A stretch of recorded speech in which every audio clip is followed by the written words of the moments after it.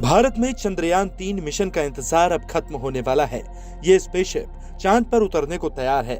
भारतीय अंतरिक्ष अनुसंधान संगठन यानी इसरो चंद्रयान-3 को 13 जुलाई को लॉन्च करेगा। आंध्र प्रदेश के श्रीहरिकोटा सेंटर से दोपहर 2:30 बजे चंद्रयान-3 की लॉन्चिंग होगी। अगर चंद्रयान-3 की लॉन्चिंग सफल रही तो भारत ऐसा करने वाला चौथा देश बन जाएगा। इससे पहले अमेरिका, रूस और चीन चंद्रमा पर अपने स्पेसक्राफ्ट उतार चुके हैं। 28 तारीख को इसरो प्रमुख एस सोमनाथ ने मच अवेटेड चंद्रयान-3 की लॉन्चिंग डेट की पुष्टि कर दी।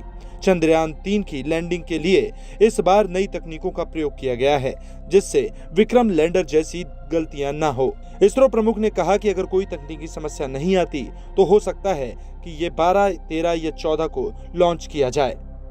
आपको सुनवाते हैं इसरो प्रमुख का बयान। Chandrayaan-3 spacecraft is fully integrated.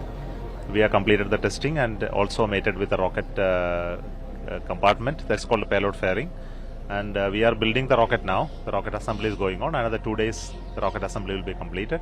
Then we go through a rigorous testing program. Then we'll assemble the Chandrayaan-3 on the rocket and we'll go for the launch campaign. So currently the window of opportunity is between 12th to 19th of July, and we will take the earliest possible date, maybe 12th, maybe 13th, or maybe 14th. We don't go towards the end unless there is a technical issue cropping up. That's why there is no exact date today announced, and we will come to that exact date after all the tests are completed. So people are giving rumors of various dates, so it doesn't matter. Final date will be within this.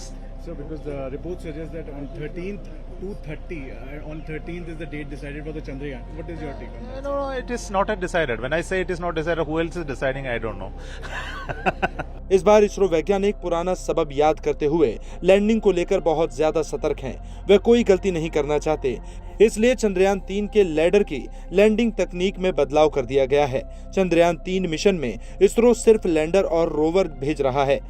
ऐसा कहा जा रहा है कि चंद्रमा के चारों तरफ चक्कर लगा रहे चंद्रयान-2 के ऑर्बिटर से लैंडर रोवर का संपर्क जोड़ा जाएगा। लैंडिंग के समय ऊंचाई, लैंडिंग की जगह, गति, पत्थरों से लैंडर को बचाने के लिए सोर्सेस का इस्तेमाल होगा। इस बार चंद्रयान-3 चांद की सतह पर 7 किलोमीटर की ऊंचाई से जांच परख कर अपनी लैंडिंग करेगा। इसके बाद सेंसर्स एक्टिव मोड में ही रहेंगे और 2 किलोमीटर की ऊंचाई से ही वे अपनी दिशा की गति में लैंडिंग साइट तय कर लेंगे। 47 दिनों की यात्रा के बाद 7 सितंबर 2019 को जब चंद्रयान-2 का विक्रम लैंडर चांद की सतह से महज 2.1 किलोमीटर दूर था, तब इसरो से उसका संपर्क टूट गया था, जिसके बाद देश दुनिया अब चंद्रयान-3 के लॉन्चिंग का इंतजार कर रही है।